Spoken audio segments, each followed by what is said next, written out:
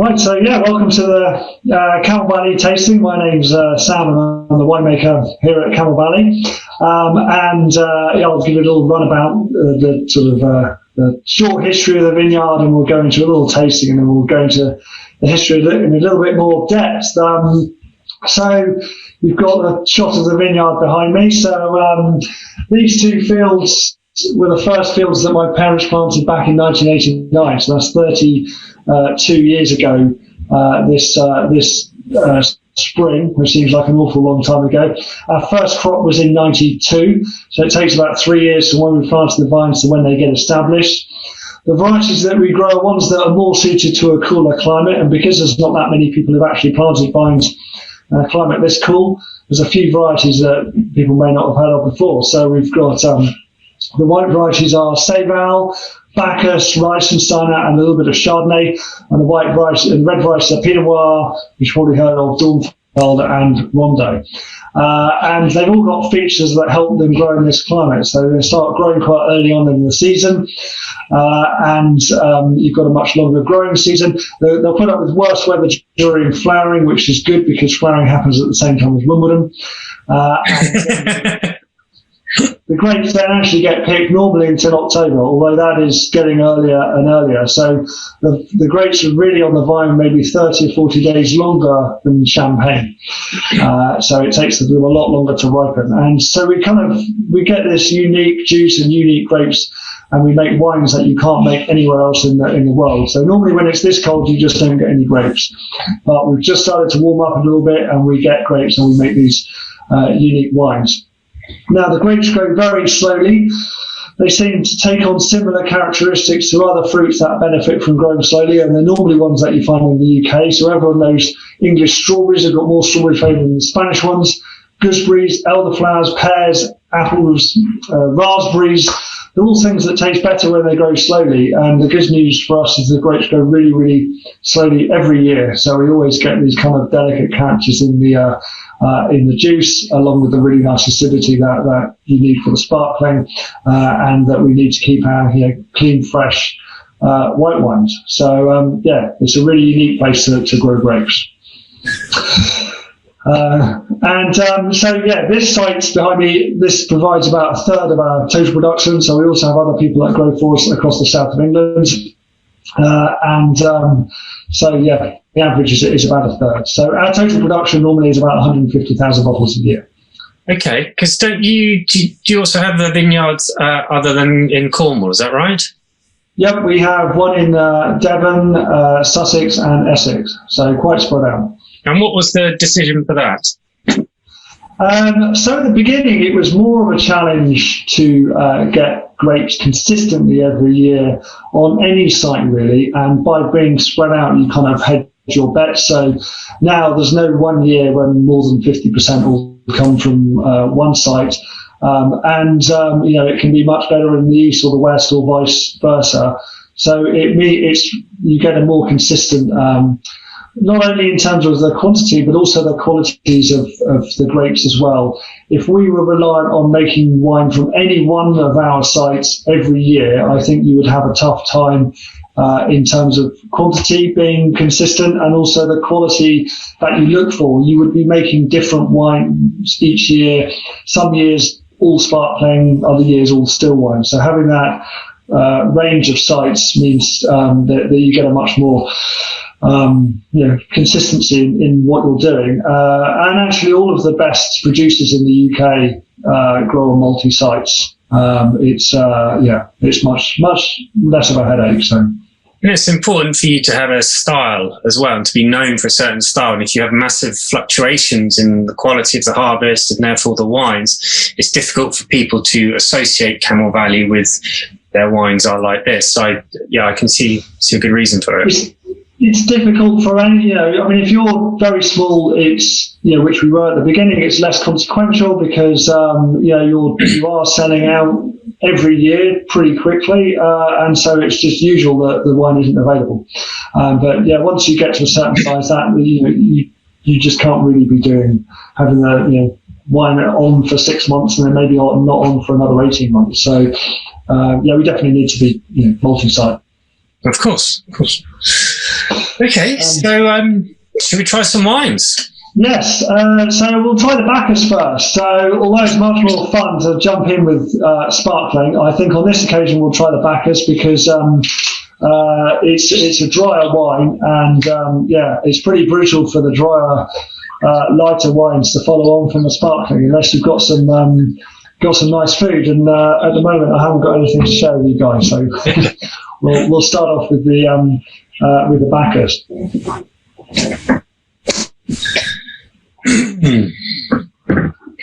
Okay, so tell me about this wine then. What it means to Camel Valley and your approach.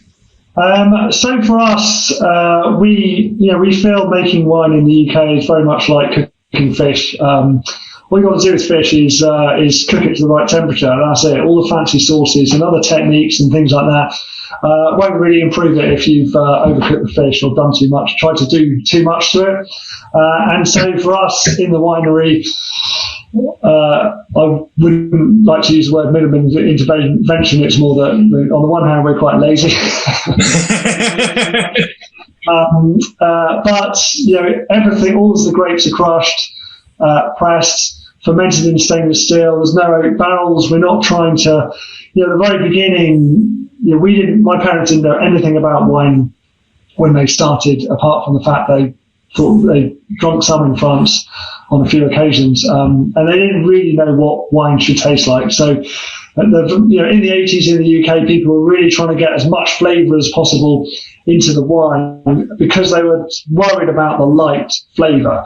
My parents didn't worry about the light flavour because they didn't know that there wasn't meant to be a light flavour at the time.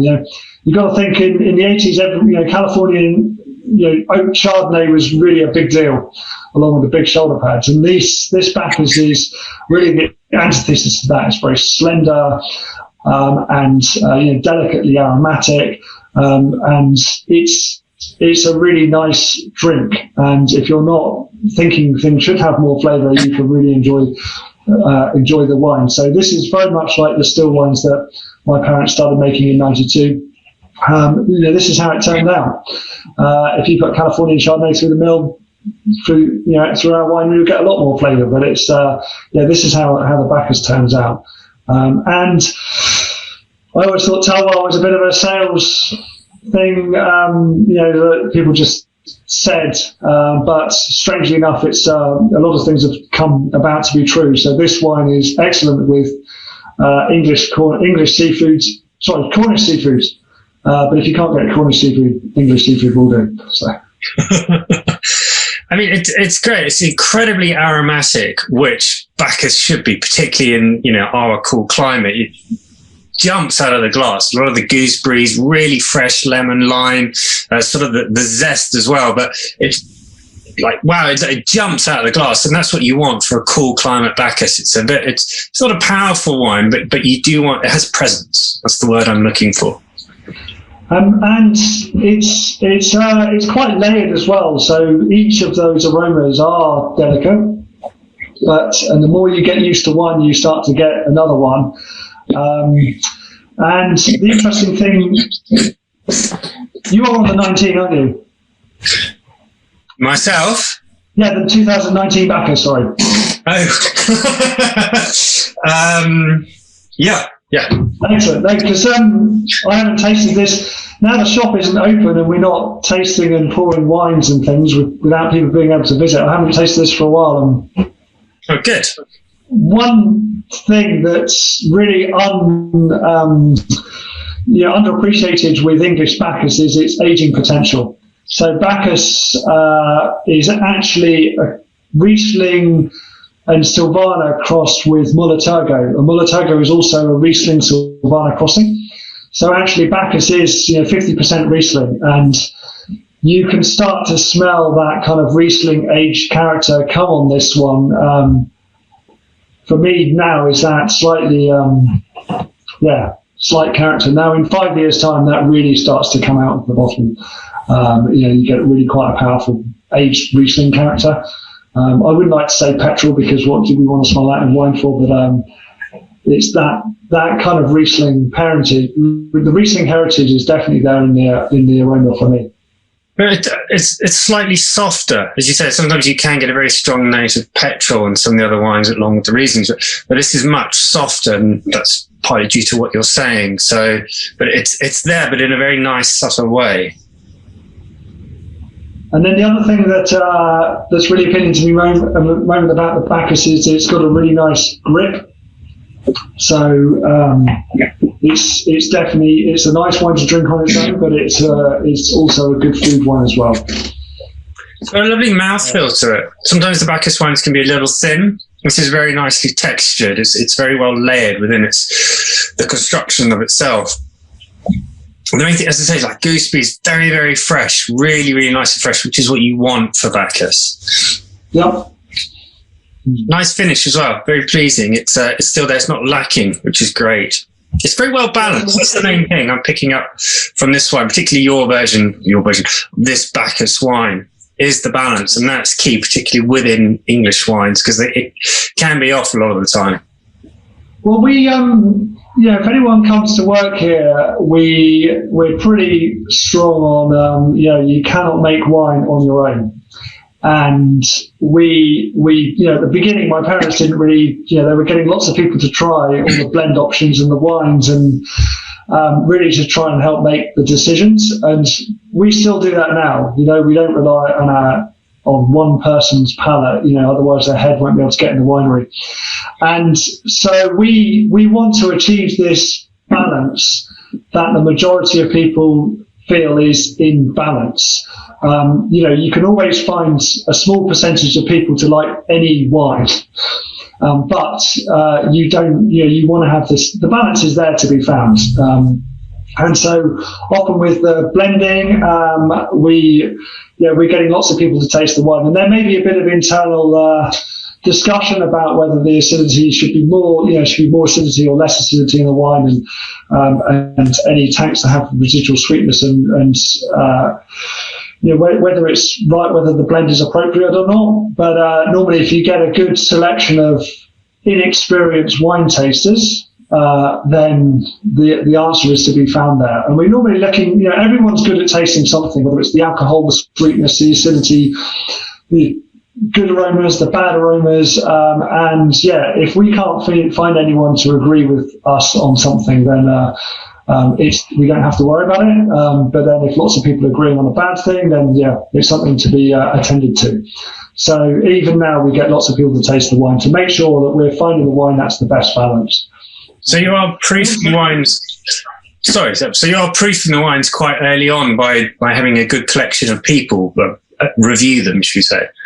Yes, Before we're bottling the wines, there's a good number of people have tasted the wine, and also you can have up to 2 weeks where your tasting isn't really the reality. You're not tasting the reality of things. You could have a cold on the way.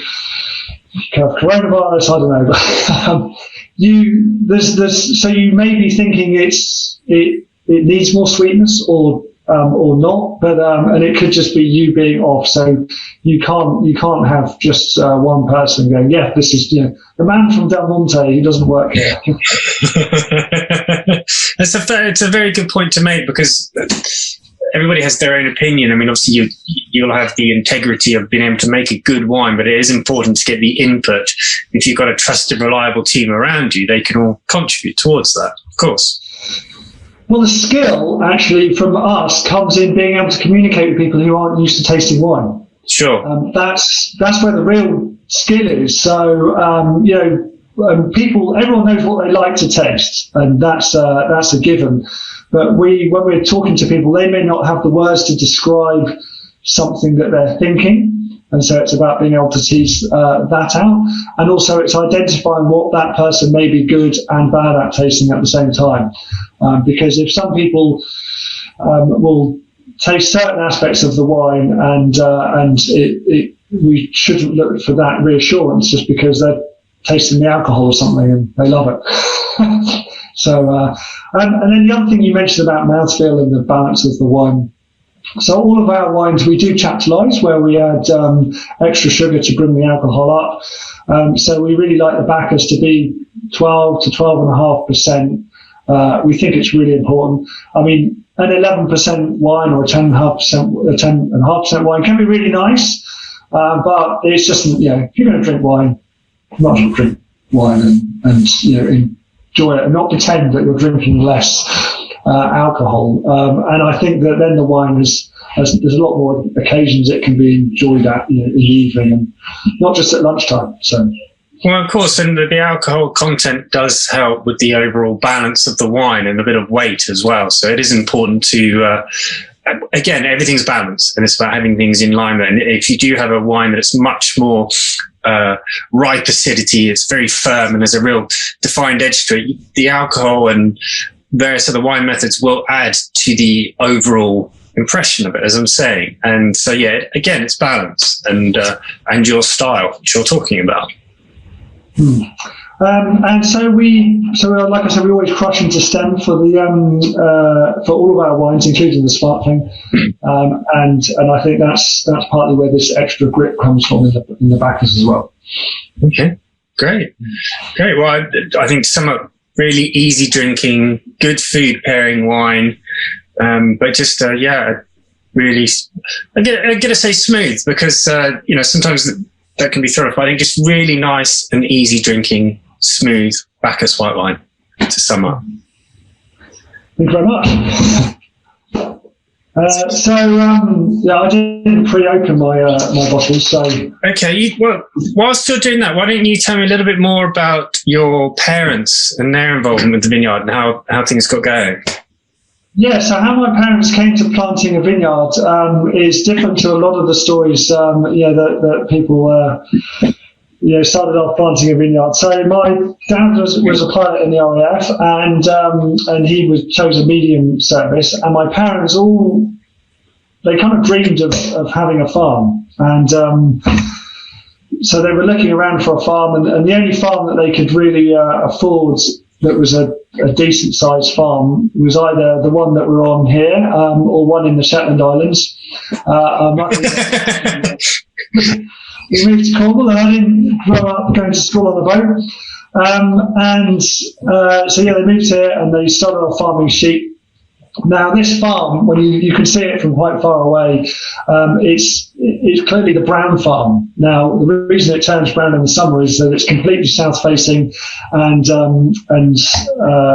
it's sheltered, and it's actually very difficult to grow grass on in the summer. The farm dries out, and when you're farming sheep, you're trying to feed them grass the whole time, and they would often run out of grass, and we would have to move sheep onto other farms, and it was really tough. So I think the original two fields were always some sort of arable, whether it was potatoes or barley or something like that, and so they just thought, 88 was a very hot year, and they just thought, well, what grows in hot places? We'll plant some vines, without really knowing anything about it.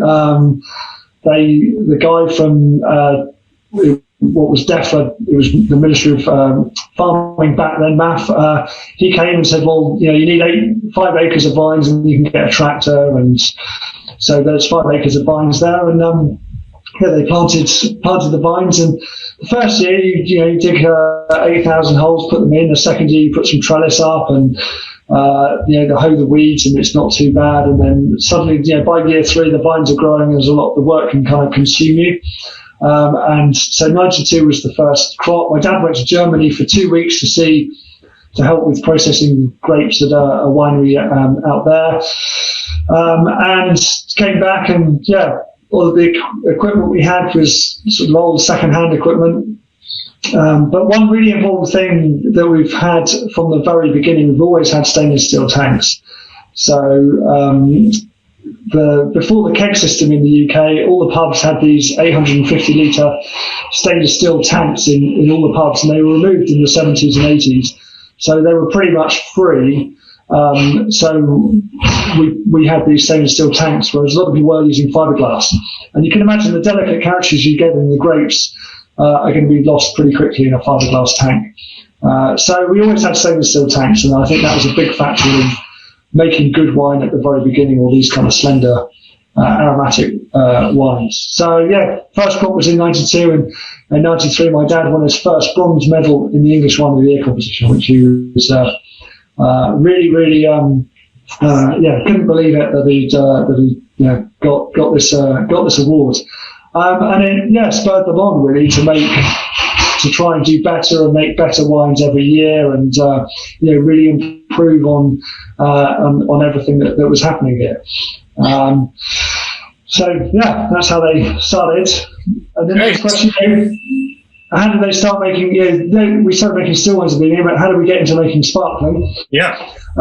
And really, in '95, going back to getting everyone to taste the wine thing, Dad had a tank of quite acidic white wine. It was Saval, and he fell into that trap of acquiring the taste for it. So he was thinking, the wine's nice, but then he couldn't find anyone else that liked it. And then this Italian winemaker was, on holiday, and he stopped in to visit, and Dad said, I'm going to taste this wine, and what do you think? And this Italian guy got really, really excited, and Dad was like, what? So it's good? He said, well, hang on, it's good, but it's going to be really good for sparkling because of the acidity. And actually, it's easier to make traditional method sparkling on a small scale than it is to make still wine, because you don't have to be sterile in terms of yeast for bottling, and that's the challenge on a really small scale. But sparkling is meant to have yeast in, and so he looked up the process, and the rest is history. Great. So let's move on to the wine. Go for it. Yeah, so this is the Brut. So this is the 2018 Brut, and this is 50% Saval and 50% Chardonnay. And for us, Saval is very much like Chardonnay. The Saval actually enhances the Chardonnay character. That slight toast aroma that you get is from the Chardonnay as it ages.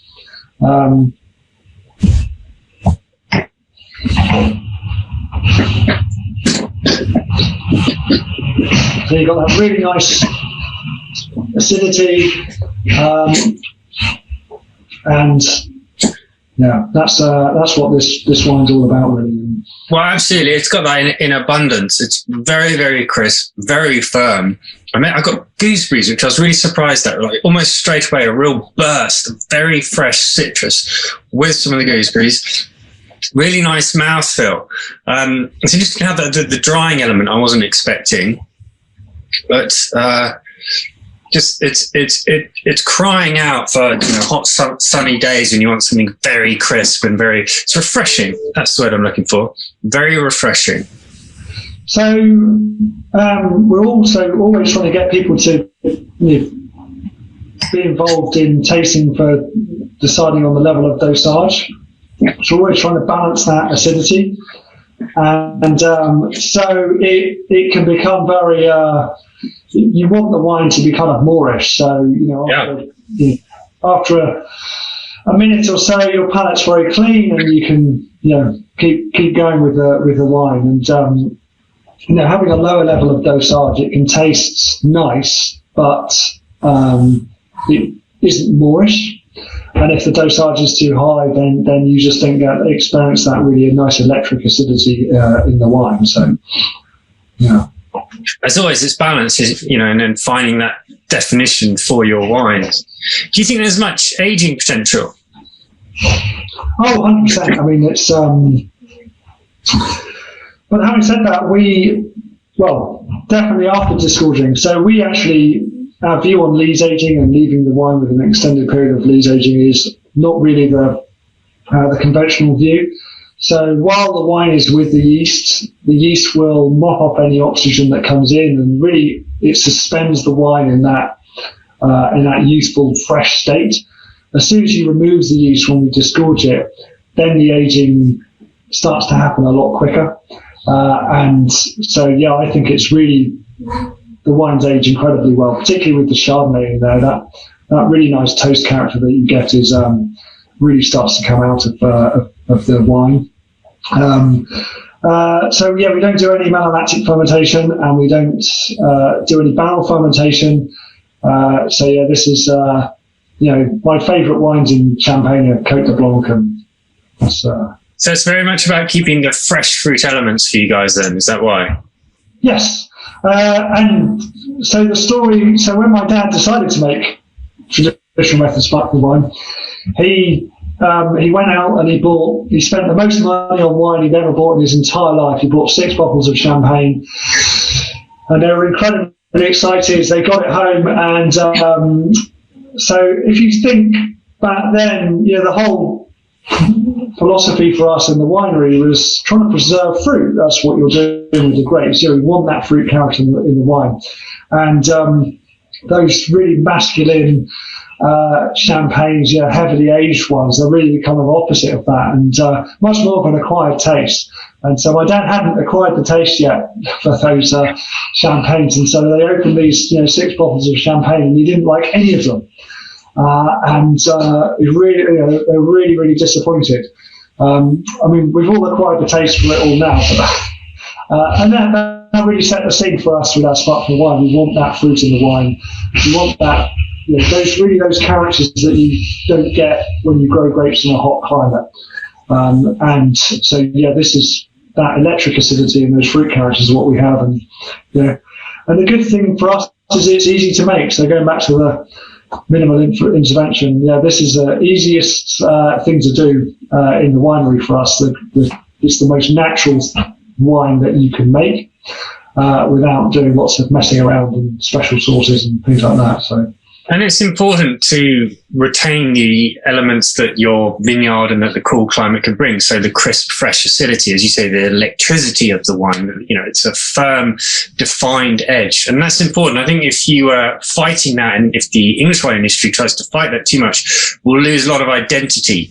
And this is a very good example of a wine which has an identity, and which, as you say, you're not messing with too much to try and fight that. And that's a very important thing to do. So it's great I love hearing it when winemakers and people in the wine industry acknowledge what the fruit can bring, what the terroir can bring, and the purpose of having the vineyard where it is. So there's an interesting thing that we started to think about, or for me, remember. And so I grew up, everything seemed like it was proper wine, like anywhere else. And so we, if we went to Italy or France or Australia or New Zealand, you're talking to people, we always felt that we're on the same level. This is our wine, this is what our wine's like, and that's your wine, that's what your wine's like. We were never thinking that we were kind of somehow making something that was like somewhere else or anything like that. This was just our wine, and I don't know whether it's ignorance or bravery, but we've always felt like we're doing something proper. And now there's a lot more wine in the UK. It seems a perfectly normal thing to do. But we felt like this for a long time. That these are really, really good wines. Yeah, and it is important to have identity, as we're mentioning. Yeah. Do you move into your next one? Yes. So. So the next one is the 2018 Pinot Noir Rosé Brut. So we've won Best Sparkling Rosé in the world on 4 separate occasions with this wine. This Sparkling Rosé has, is that right? Other than previous vintages. So the 18's yet to have a run out in the awards. It was featured in the Times last week as one of the best rosé sparklings, along with the Rosé Dom Perignon, the Laurent Perrier. I can't remember the other one, but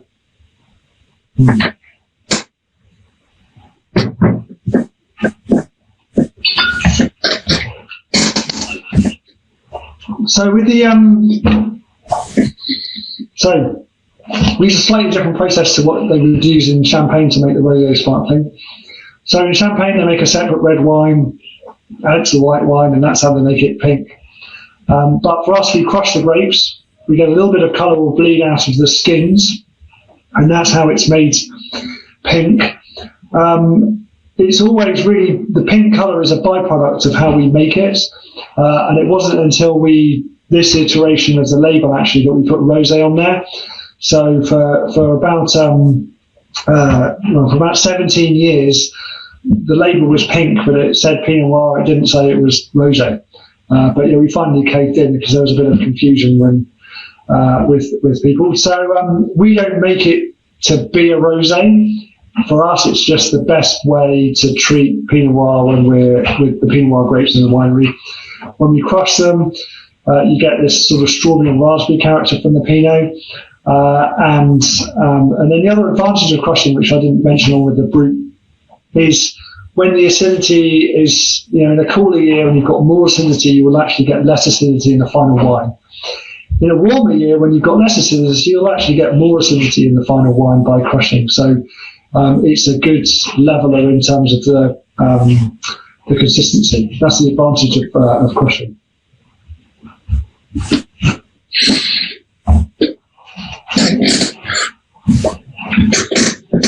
Again, it's very aromatic. Nice mouthfeel, but it's a really nice burst of fresh red fruits immediately. Sometimes it takes a little time to settle, especially with the impact of the bubbles can achieve. But aside from that, it's really, really lovely. Just very smooth as well, which I wasn't expecting, excuse me. So, one of the great things about Pinot Noir as opposed to other red varieties is, if Cabernet Sauvignon is unripe, you get this kind of green character, which in a red wine is not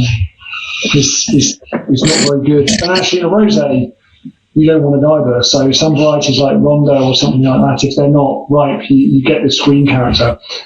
But with Pinot Noir, when it's less ripe, if you think on Burgundy on the riper end of the scale, and then you've got New Zealand Pinot Noir, which is more jammy, and then you've got English Pinot Noir, which is more strawberry, raspberry. It's that spectrum. You just don't get the green unripe character in Pinot Noir when it is unripe, which is really fantastic for us because that's where we live. Yes, it'd be very, very difficult otherwise, wouldn't it? Yes, you wouldn't get this wine. So I think that this is one of the easiest and most consistent things for us to make, because there's not really any debate when it comes to blending. Every tank of pink Pinot can be mixed together and it's all great. It's very much a wine that does need to be drunk young and fresh. It's got a lot of exuberance to it, and you can really pick that out. So, absolutely. If you don't happen to drink it and find a bottle under the stairs in 4 or 5 years' time, you'll actually find those red fruit characters will actually really start to come back, and they'll be quite strong. So it's definitely no harm if you do find one, or don't drink it all straight away. The wine does develop really, really nicely as it ages. After 10 years, you start to lose colour, and it can be quite a masculine sparkling wine. But at this stage, it's delicate red fruits and delicate colour as well. It's a perfect one for summer, as you say. It does feel very bursting with the red berry elements, which is great. It's what you want for being in the sun. Yeah, and also Christmas morning as well. The only reason I mention that is because one of the most rewarding things, all year we're making the wines, but you don't have that feeling that you're making it, not like you're making a pot or even a cup of tea. There's so many stages to the process, and it takes such a long time that sometimes you forget that you kind of you made it. But on Christmas Day, it's a good time to wonder just how many people around the world are drinking our wine that we've made at the same time as us. That's probably one of the times where we really stop and think that thought and appreciate what's happening. Yeah, and feel good about the achievements, and that's a perfect time to do it. Absolutely. Yeah, that's good fun. So what's coming next for Camel Valley?